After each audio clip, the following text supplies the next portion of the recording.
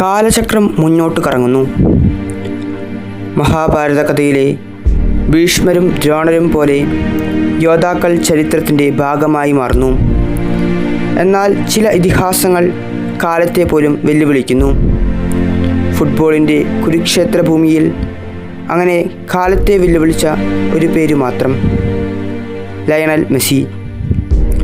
റൊസാരിയോയിലെ ഒരു ബാലനിൽ നിന്നും ലോക ഫുട്ബോളിൻ്റെ ചക്രവർത്തിയായി ഉയർന്നവൻ. അവൻ്റെ കാലുകളിൽ പന്ത് വന്നാൽ അവൻ ഒരു ദിവ്യാസ്ത്രമായി മാറുന്നു.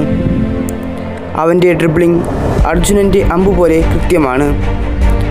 അവൻ്റെ പാസുകൾ ശ്രീകൃഷ്ണൻ്റെ തന്ത്രം പോലെ അദൃശ്യമാണ്. അവൻ്റെ ഫിനിഷിംഗ് കർണൻ്റെ വിജയാസ്ത്രം പോലെ മാരകവുമാണ്. 2022 ലോകകപ്പ് ഉയർത്തിയപ്പോൾ ഒരു യുഗത്തിൻ്റെ സ്വപ്നം സഫലമായി.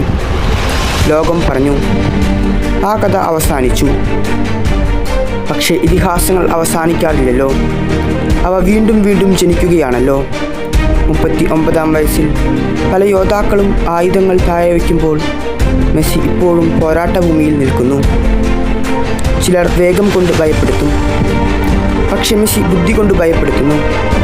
അവൻ ഓടുമ്പോൾ അപകടകാരിയാണ്, പക്ഷേ അവൻ നടക്കുമ്പോൾ കൂടുതൽ അപകടകാരി.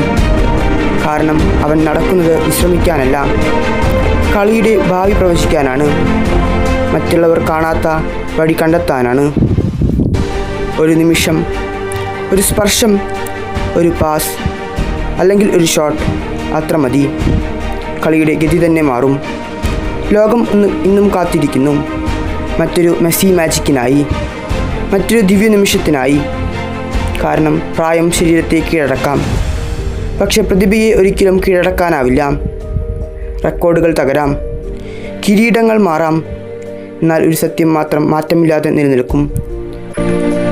ഫുട്ബോളിൻ്റെ കുരുക്ഷേത്രത്തിൽ അർജുനൻ്റെ കൃത്യതയും ശ്രീകൃഷ്ണൻ്റെ ബുദ്ധിയും ഭീഷ്മരുടെ അചഞ്ചലതയും ഒരൊറ്റ മനുഷ്യനിൽ ഒന്നു ചേർന്നപ്പോൾ ലോകം അവനെ ഒരേ പേരിൽ വിളിച്ചു, the God, greatest of all time, അജയ്യൻ, ലയണൽ ആൻഡ്രസ് മെസ്സി.